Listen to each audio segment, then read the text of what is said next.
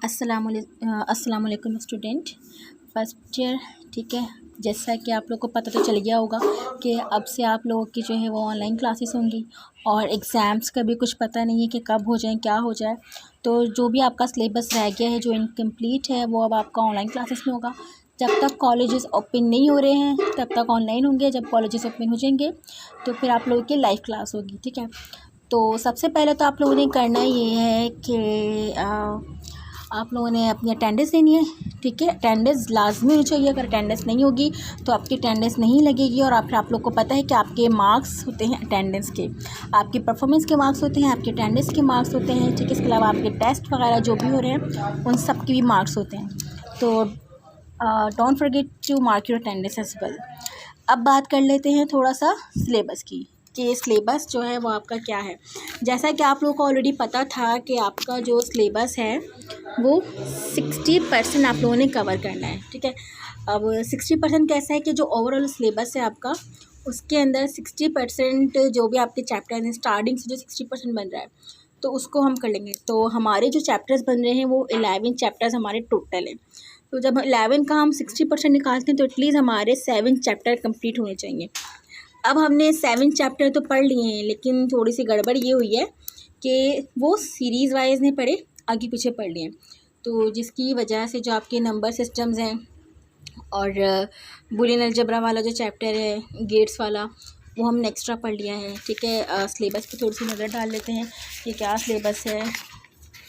जी, एक आपका ये वाला चैप्टर था, चैप्टर नंबर 1 हमारा डन हो चुका है, चैप्टर नंबर 2 डन हो चुका है, चैप्टर 3 नहीं पढ़ा है हमने। ठीक है, मैग्नेटिज्म इलेक्ट्रोमैग्नेटिज्म ये नहीं पढ़ा है। ठीक है, इलेक्ट्रोस्टैटिस्टिक ये भी हो चुका है, एसी फंडामेंटल्स ये भी डन हो चुका है, ट्रांसफार्मर ये भी डन हो चुका है। ठीक है, अच्छा ये वाला सिलेबस में नहीं है हमारे और नेटवर्क थ्योरम भी सिलेबस में नहीं है। तो अब आपका जो चैप्टर रह गया है वो कौन सा रह गया है, रेजोनेंस वाला, ये वाला चैप्टर और हमने जो है अपना कंप्लीट करवाना है। ठीक है, तो मैंने आप लोग को जब आपकी क्लासेस होती थी तो मैंने आपको बताया था कि चैप्टर नंबर 2 और 1 एंड 5 ये 3 चैप्टर ऐसे चैप्टर हैं जिनमें से आपका पेपर कंप्लीट समझ लें, आपका इन 3 चैप्टर में से आपका कंप्लीट पेपर बन रहा होता है।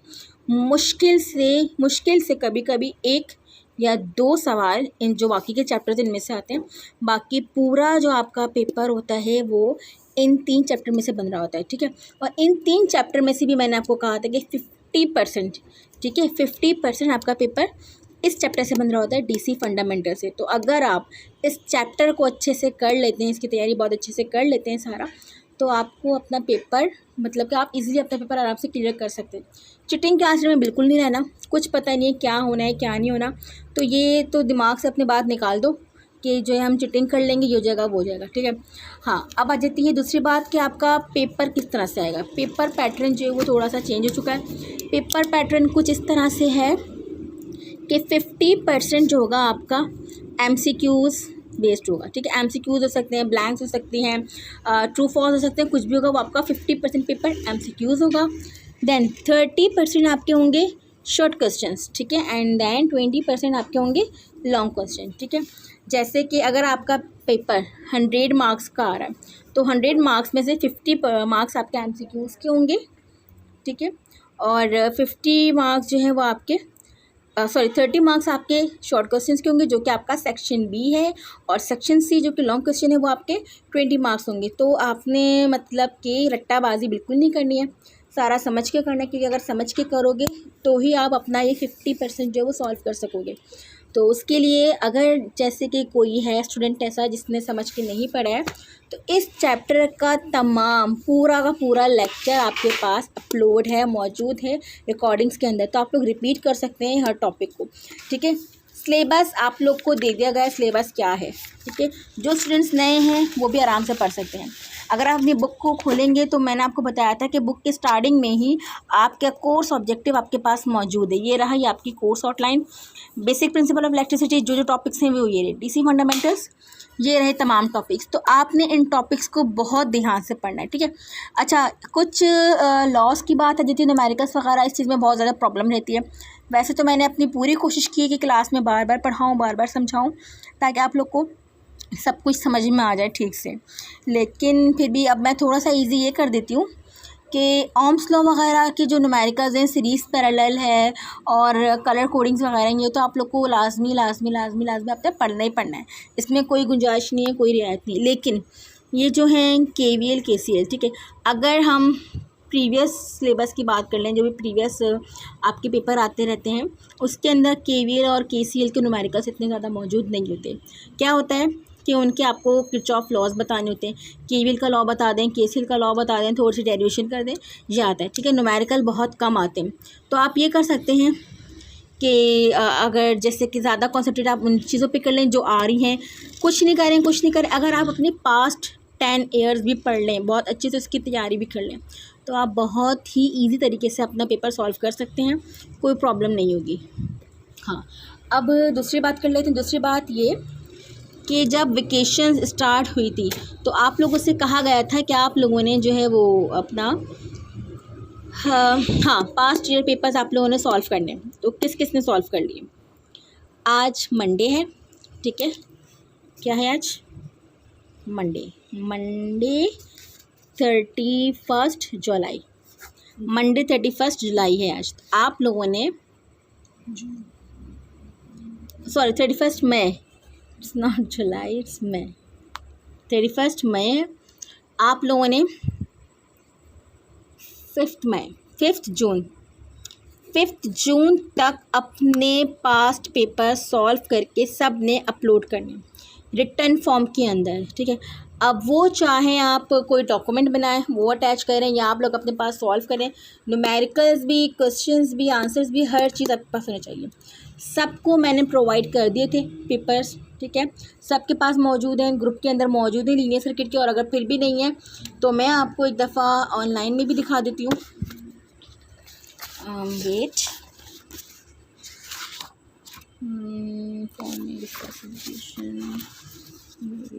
वेट अ मिनट, दिखा देती हूँ आप लोग को। जी, ये रहे, मिल गया।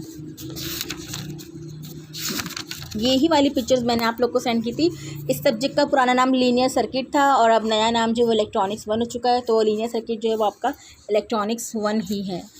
तो 2009 तक हमारे पास मौजूद है। और कहाँ से लेके, मैंने आपको कहाँ से सेंड किए थे, वेट अ मिनट, सेक्शन ये रहा भी 2016 से लेके 2009 तक मौजूद है। मतलब कि हमारे पास 10 साल की नहीं है, कितने ईयर्स की हैं, 7 ईयर्स के, 7 ईयर्स के हमारे पास मौजूद हैं, ठीक है। अच्छा नहीं, एक पेपर और पीछे अटैच था 2017 का भी है। वेट, मुझे देखने दीजिए, मैं अभी बताती हूँ आप लोग को। Syllabus solve first applied math, जी नहीं, अच्छा जी 2016 तक ही है। तो खैर जितना भी इस वक्त मौजूद है एटलीस्ट वो आप लोगों ने सॉल्व करके क्या करना है, डेट देख लीजिए, 5 जून को आप लोगों ने सब ने इसको लाजमी पोस्ट करना है। जिस तरह से आप लोगों ने, याद है लास्ट टाइम पहले जब हमारी ऑनलाइन क्लासेस हो रही थी तब आप लोगों ने जो है तमाम वर्क करके अपलोड किया था, पिक्चर्स अटैच की थी, तो सेम काम आपने ये करना है, ठीक है। और अगर कोई बच्चा फ़ाइल बनाता है, लाइक कुछ ऑनलाइन करता है, डॉक्यूमेंटेशन कुछ करता है, तो उसने भी करना ये है कि मुझे ईमेल करना है। ईमेल आप लोगों को सबके पास मौजूद है, और अगर नहीं मौजूद तो आप लोग लिख लीजिए, ramshakiranzahid@gmail.com। आप लोगों ने फिर मुझे ईमेल करनी है या फिर अपनी वर्क करके पिक्चर अटैच करनी है। ओके, रमशा, मेरी राइटिंग को तो हमेशा इग्नोर ही किया करो तुम लोग। zahid@gmail, ठीक है। मोबाइल भी पकड़ी हुई लिख भी रही हूँ तो और ज़्यादा ख़राब आएगी। खैर ये मेरी ईमेल है ramshakiranzahid@gmail.com। जो स्टूडेंट्स डॉक्यूमेंट बना के ईमेल करना चाहते, लेकिन सॉल्व सब ने करना, और जो सॉल्व नहीं करेगा ना फिर वो सोच ले अपना। ऐसा नहीं है कि मुझे ना पता चले कि कौन क्लास ले रहा है और कौन क्लास नहीं ले रहा, हर चीज़ की खबर है, ये आप लोगों को भी अंदाज़ा है, ठीक है। अच्छा जी, मैं बता देती हूँ कुछ क्वेश्चंस पढ़ के आप लोग को, ये कौन सा क्वेश्चन जो है वो कौन से चैप्टर से रिलेट कर रहे हैं, तो इससे ये होगा कि आप लोग को आसानी हो जाएगी, ज़्यादा मुश्किल नहीं होगी ढूंढने में। अच्छा, हमारे जो सिलेबस में जो रह गया है ना, एक मिनट, हाँ जी, ये सिलेबस है ना, जी, चैप्टर 1 हो चुका है, ठीक है, चैप्टर 1 हो गया। चैप्टर 2, चैप्टर 3 एक मैंने पढ़ाना है मैग्नेटिज्म का, और चैप्टर 9 जो है वो मैंने पढ़ाना है। तो ये वाला जो है मैं आपको लेक्चर दे दूँगी, जो भी लेक्चर दूँगी उसको बहुत अच्छे से पढ़ना है और फिर उसके क्वेश्चंस भी आपने सॉल्व करना है, ठीक है। अभी जो आप फ़िलहाल करेंगे, जो आप 60% अपना जो पेपर सॉल्व करेंगी वो आप इन्हीं चैप्टर से सॉल्व करेंगी, जो कि आपके 60% सिलेबस में, ठीक है।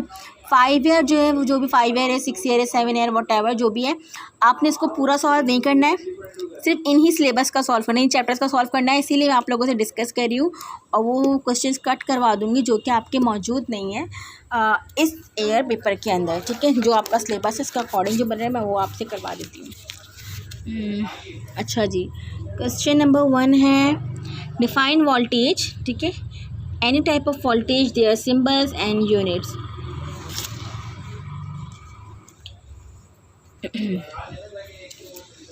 जी, ये कौन सा चैप्टर का हैगा? डिफाइन वोल्टेज वगैरह चैप्टर 1 का है, आपने चैप्टर 1 से कर लेना है। इसके बाद है what is valence electron, chapter 1 से रिलेट कर रहा है, ये क्वेश्चन भी आपने चैप्टर 1 से करना है, ठीक है। उसके बाद है व्हाट इज़ कैपेसिटर, ये चैप्टर नंबर 2 से रिलेट कर रहा है, ठीक है, डीसी फंडामेंटल से।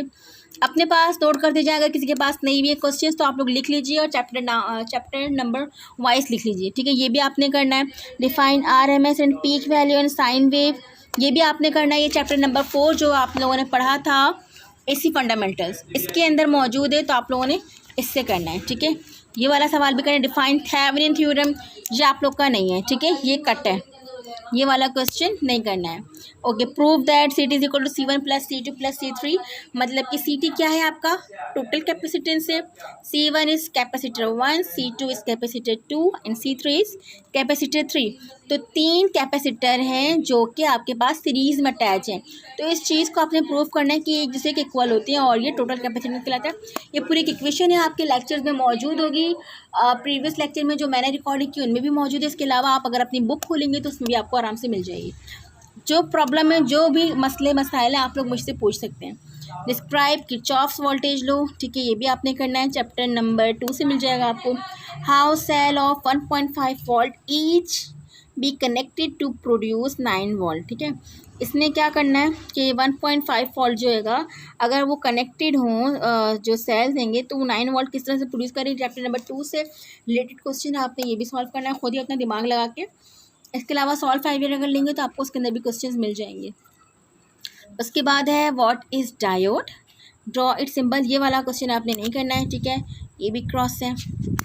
उसके बाद स्टेट फैराडेज लॉ, ये चैप्टर नंबर AC फंडामेंटल जो है ना आपका, ये वाले चैप्टर से रिलेट कर रहा है, तो आपने ये वाला भी करना है, फैराडेज लॉ भी करना है। If 8 resistance of 32 kilo ohm each are connected in parallel, ठीक है, 8 रेजिस्टेंस की एक रजिस्टर है, 8 रजिस्टर हैं जो कि 32 किलो ओम्स के, मतलब कि तमाम रजिस्टर रहेंगे जो कि पैरेलल कनेक्टेड रहेंगे। आपको पता है ना सीरीज़ कैसे होते हैं, एक के बाद एक होते हैं, और पैरेलल इस तरह से कनेक्ट होते हैं, पैरेलली कनेक्ट होते हैं। तो अगर 8 रजिस्टर हों जो कि 32 किलो ओम्स के हों तो उनकी टोटल रेजिस्टेंस क्या होगी, फार्मूला आप लोगों को पता है, 1/R1 plus 1/R2 plus 1/R3, इस तरह से आपको फॉर्मूला पता है, तो आपने वो लगाना है उसको और फिर इसको सॉल्व कर लेना है। सॉल्व करना है, मुझे सबके सॉल्व चाहिए लाजमी।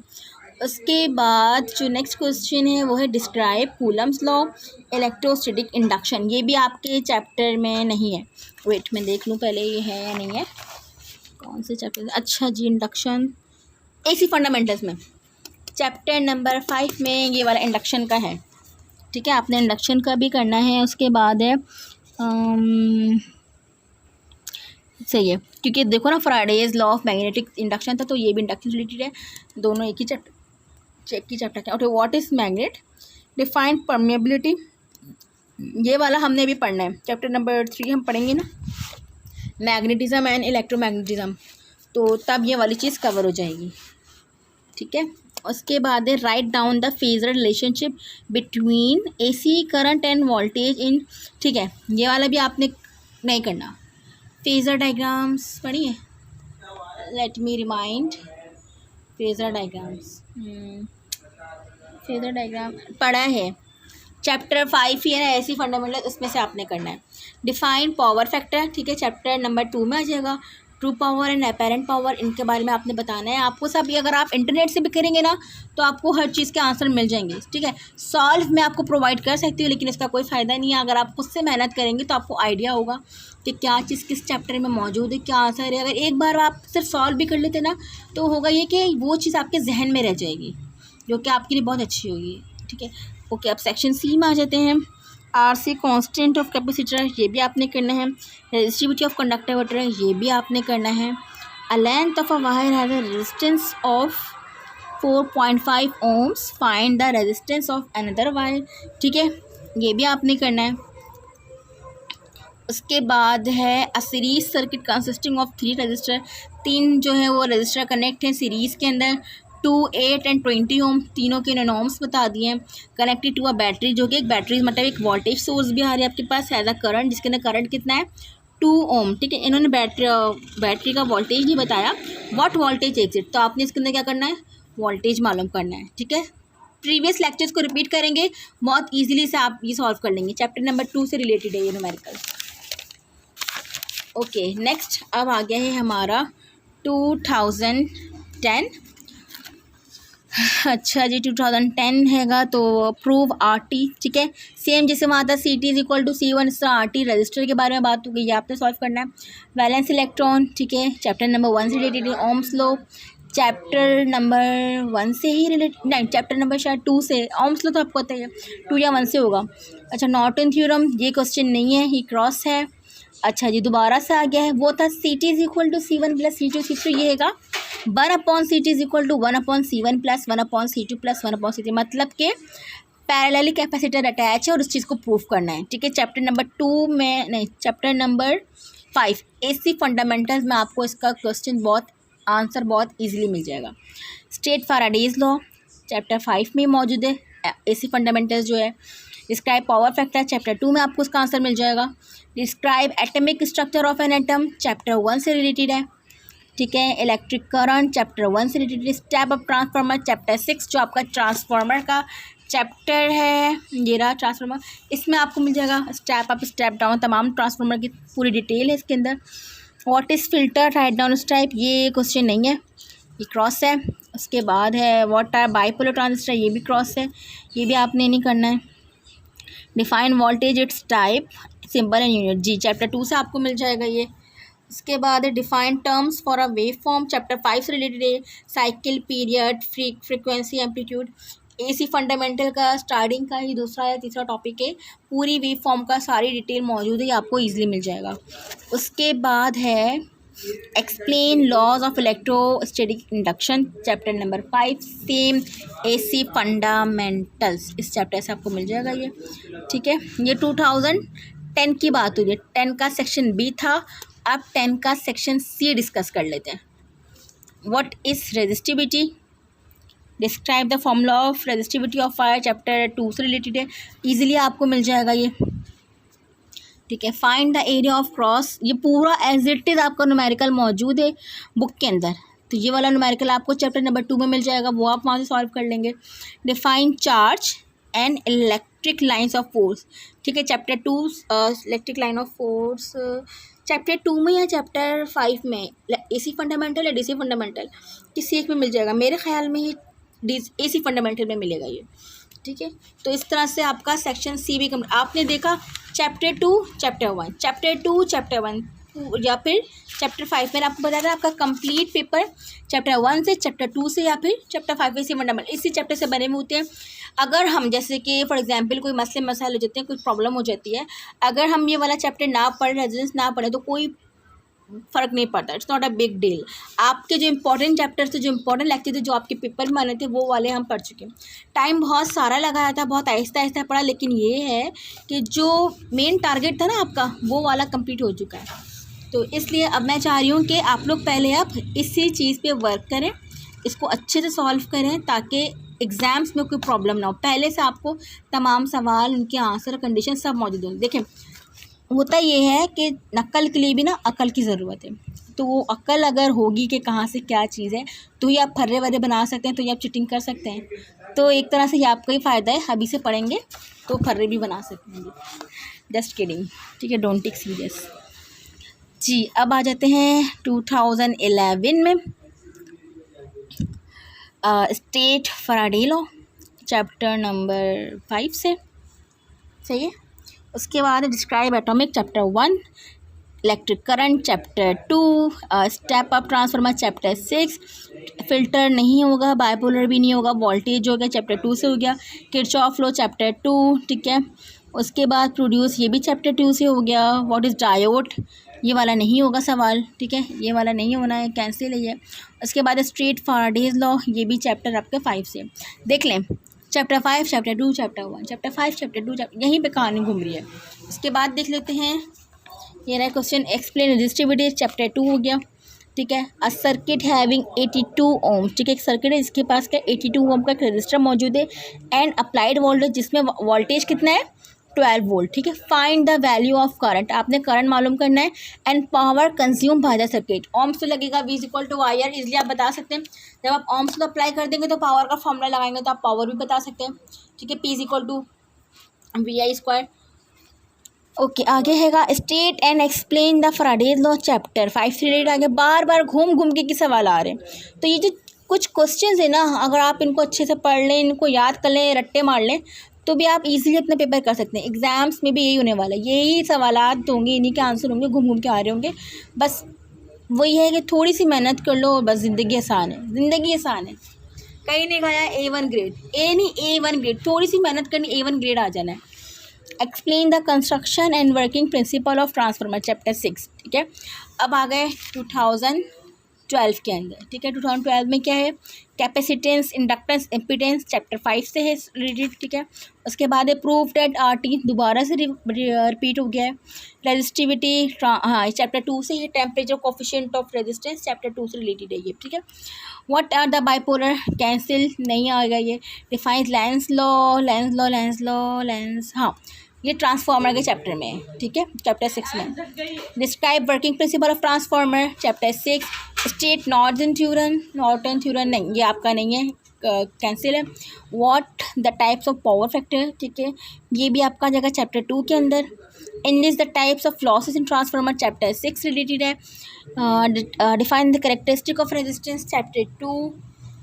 उसके बाद है व्हाट इज़ फिल्टर क्रॉस, ये नहीं है आपके सिलेबस में। डिफाइन वेवलेंथ चैप्टर 5 का फर्स्ट टॉपिक है, दोबारा से रिपीट हुआ है क्वेश्चन। डिफाइन यहाँ पे भी था ना, ये रहा क्या हैगा, ये फ्रीक्वेंसी है, पीरियड है, AC सिग्नल है। ये वाला जो सवाल था ना, सेम इससे कुछ मिलता जुलता है, ये आंसर भी इसी चैप्टर से रिलेटेड। ओके सेक्शन C की बात कर लेते हैं। डिफाइन कैपेसिटर, कैपेसिटेंस चैप्टर 5 से रिलेटेड है। उसके बाद एक give comparison between series and parallel circuit, जो सीरीज एंड पैरेलल सर्किट के जो डिफरेंसेस हैं वो आपने बताने। Calculate the resistance of a wire, ठीक है, क्या बताना है, रेजिस्टेंस बतानी एक वायर की जो कि 20 m अलोंग।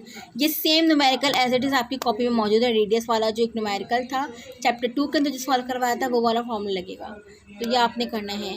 मेरे पास अभी इस वक्त वो वाली बुक मौजूद नहीं, वरना मैं आपको ओपन करके वही वाला क्वेश्चन दिखा देती। खैर आपने जो अपने लेक्चर्स अगर ओपन करेंगे, आपके पास बुक मौजूद है, चैप्टर 2 में अगर आप जाएंगे तो वहाँ पे आपको फॉर्मूला मिल जाएगा और न्यूमेरिकल भी मिल जाएगा।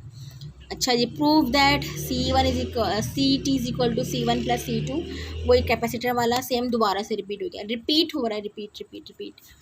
तो अगर सिर्फ 10 ईयर भी आप सॉल्व कर लेते ना अपनी 5 या 6 ईयर, तो काफ़ी है, कर लोगे आराम से पेपर जी। इसके बाद है 2013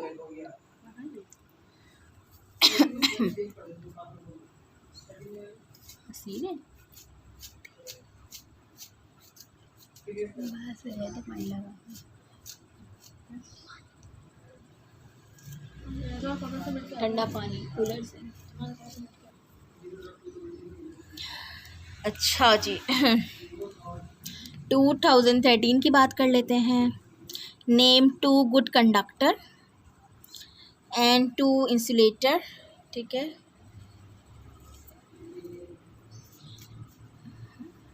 एंड 2 सेमीकंडक्टर्स। चैप्टर नंबर 1 का last topic conductor, semiconductor, insulator, जो आप लोगों ने पढ़ा था अच्छे से मालूम होगा, उसी चीज़ की बात हो रही है, सही है। उसके बाद जो नेक्स्ट टॉपिक है वो है state 3 forms of Ohm's law, ठीक है। चैप्टर नंबर 2 की बात हो रही है, ठीक है। VIR का आपने बताना है कि ओम्स लॉ में क्या हैगा इनका। डिफाइन द एब्रीविएशन, इनकी एब्रीविएशन बतानी, ये वाला आपके नहीं है सिलेबस में, मतलब एंड वगैरह आपने पढ़ा है लेकिन अभी सिलेबस में नहीं है, तो अभी आपने इसको नहीं करना है, ठीक है। What is mean by a dielectric material, ठीक है, ये वाला आपने करना है, चैप्टर नंबर 2 से ही रिलेटेड है। इसके बाद नेक्स्ट आ जाते हैं, क्वेश्चन है give 3 formulas of electric power, ठीक है। 12 फार्मूलाज आपको पढ़ाए थे, तो आपने इनमें से कोई 3 बताने हैं। State Kirchhoff law in 2 ways, ठीक है, किरचॉफ के जो 2 तरीके मतलब KVL एंड KCL, आपने इनका स्टेटमेंट देना है। इसके बाद है what is function of an electric filter, ये वाला नहीं है, फ़िल्टर वाला चैप्टर आपने नहीं करना है।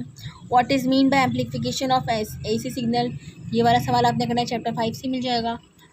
और अगर नहीं मिलता तो आपने क्रॉस कर देना है, कैंसिल कर देना। अगर मिल जाता तो ठीक है, एम्प्लीफिकेशन है तो मेरे ख्याल में शायद लास्ट के चैप्टर में मौजूद है chapter.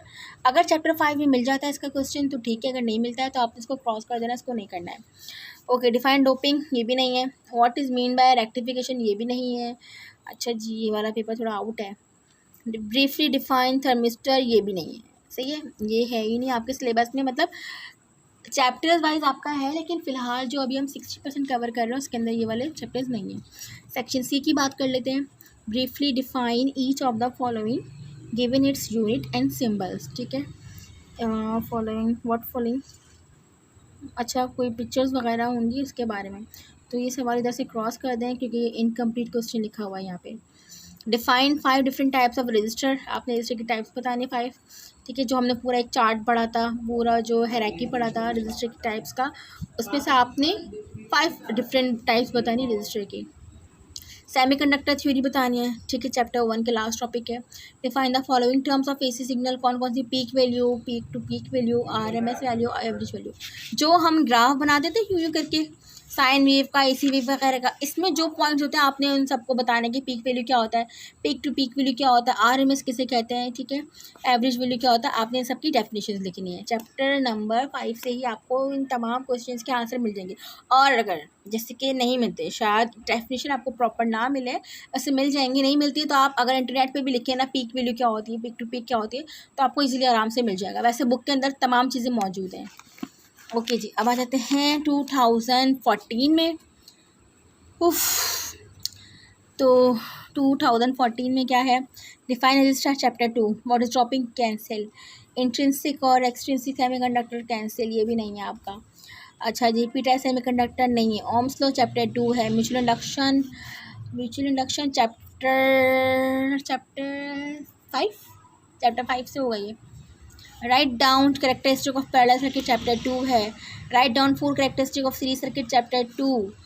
Right down the voltage divider rule chapter 2, ठीक है। वोल्टेज डिवाइडर रूल मतलब आपका KVL KCL जो है उनमें 2 रूल्स थे, एक वोल्टेज डिवाइडर था और एक करंट डिवाइडर था, तो आपने देखना है वोल्टेज डिवाइडर रूल जो है उसके बारे में आपने लिखना है। Draw free characteristic curve for a 5 volt जीरा डायोड, ये नहीं है, ये आपका कैंसिल है, ये लास्ट के चैप्टर्स हैं डायोड वाले जी। अच्छा जी, अब आ जाते हैं सेक्शन C के अंदर। एक्सप्लेन रेजिस्टिविटी, 1 मिनट जी।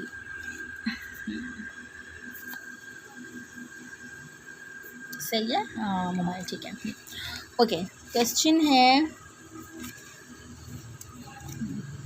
रेजिस्टिविटी चैप्टर 2, ठीक है। सर्किट हैविंग 82, ये दोबारा रिपीट आएगा न्यूमेरिकल, ठीक है, पहले मैं डिफाइन कर चुकी हूँ इसको। उसके बाद state Faraday's law chapter number 5 की बात हो गई है, ठीक है। इसके बाद the construction working of principle of transformer, ये बात हो गई है किसकी, चैप्टर नंबर 6 ट्रांसफार्मर का जो चैप्टर है उसकी बात हो चुकी है, ठीक है। उसके बाद नेक्स्ट पे हम आ जाते हैं सेक्शन C है ना, सेक्शन C कंप्लीट कर लेते हैं, आज के लिए इतने काफ़ी। उसके बाद फिर नेक्स्ट देखेंगे बाकी का। उसके बाद है एक्सप्लेन डिप्लीशन रीजन, ये वाला नहीं है, ये कैंसिल है। Explain the construction of bridge cancel. Explain the construction of wire, ये भी कैंसिल है। Write down the definition of superposition theorem cancel, ठीक है। तो जो क्वेश्चंस मैंने आपको बताए हैं करना है चैप्टर के नाम के साथ, वो आपने लाजमी करना ही करना है, और जो मैंने कैंसिल आउट करवाए हैं वो आपने कैंसिल करना है, और मुझे सारा काम 5 जून तक लाजमी चाहिए, ठीक है।